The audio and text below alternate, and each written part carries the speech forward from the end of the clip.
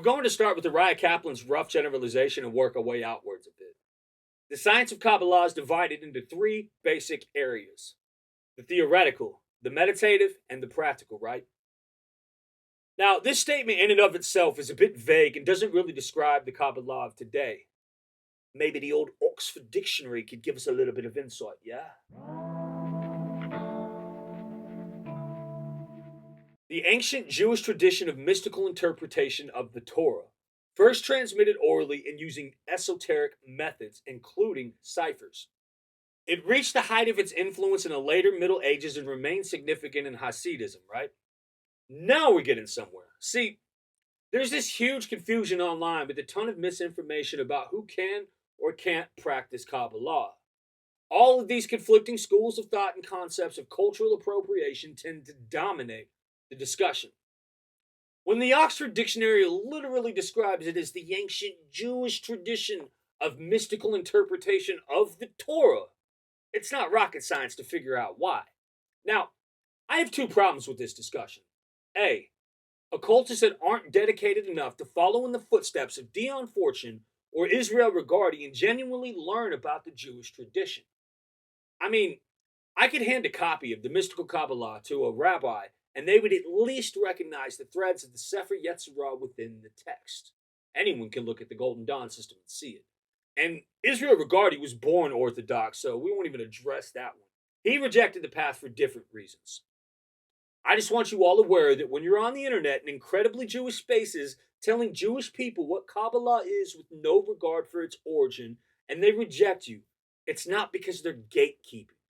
Kabbalah just so happens to evolve from the Jewish mystical tradition. I can't stress that enough.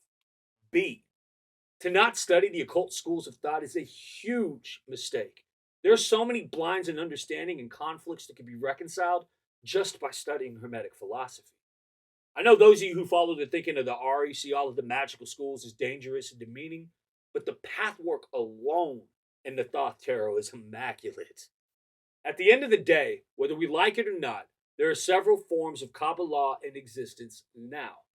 The Jewish mystical tradition will forever lay claim to the word Kabbalah. But let me show you something. Kabbalah, an esoteric or occult matter resembling the Kabbalah that is traditionally secret. Just stumble onto vocabulary.com and switch up the spelling. Why is it spelled differently? Because the only thing they seem to have in common is the Sephirot, the 10 emanations on the tree of life we all know and love. In fact, the aforementioned term pathwork used earlier is purely Western esotericism. The supernal triad doesn't even interact with the traditional Jewish systems, and the next 7 tie into the days of creation in the Genesis account. Care to guess how many of the Sephirot most traditions concern themselves with? 1. The focus is on Malkut and Malkut alone when discussing the world of humanity. We could argue about the 4 worlds and discuss some of the higher levels of soul, but those roads lead to Merkaba and Hekalat traditions. The 10 spheres we traditionally think of were either non-existent or completely unrecognizable to us today. I mean, they were probably in the oral tradition, and the Babylonian Talmud has that one cryptic line that hints to the Sefer Yetzirah that describes the 10, but we don't know. And trust, the ways of the prophet and all that rich history that led into the Second Temple period where Hekalat and Merkaba formed are my jam. But to blend that into the Kabbalistic traditions we have today is to use Kabbalah like it's a blanket term and just throw it over all of Jewish mysticism. I've heard it argued that the 10 heavens in the book of Enoch take center stage here. I mean, it's great news for Christians considering how loved Enoch was by the Qumran community and other apocalyptic traditions that eventually blended with Greek mystery religions and became the Christianity of today. But Kabbalah with the C is a Gnostic Christian take on the Jewish traditions that have even gone as far as adapting Gematria into Greek and creating systems that would make Abulafia rise from the dead to attempt to convert the Pope all over again. But you rarely see these systems outside of Masonic lodges or modern Gnostic societies with really mongrelized takes that borrow heavily from every tradition if it fits their concepts of gnosis. They're the hills have eyes people of occult tradition and way more gatekeeping than any of the other systems. So you probably won't run into them very much.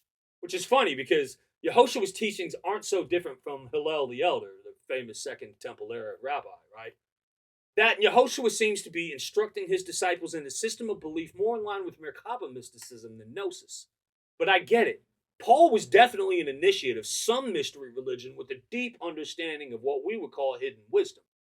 I'll get into proto-evangelism and all that stuff later, though. I just wanted to throw down a rough foundation of why this subject is so confusing for most of us. This is going to take months of meticulous research to do, but I promise you to give as full of an account of our blanket term tradition as I can. I'll leave reference books and profile as many of the greats as I come across. And yes, I will be including Western esotericism into this series alongside later forms of Christian mysticism. Why?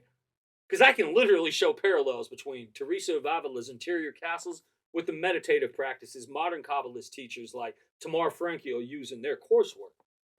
Hate it or love it, we're letting the mongrels off the chain, ladies and gentlemen. Let's go!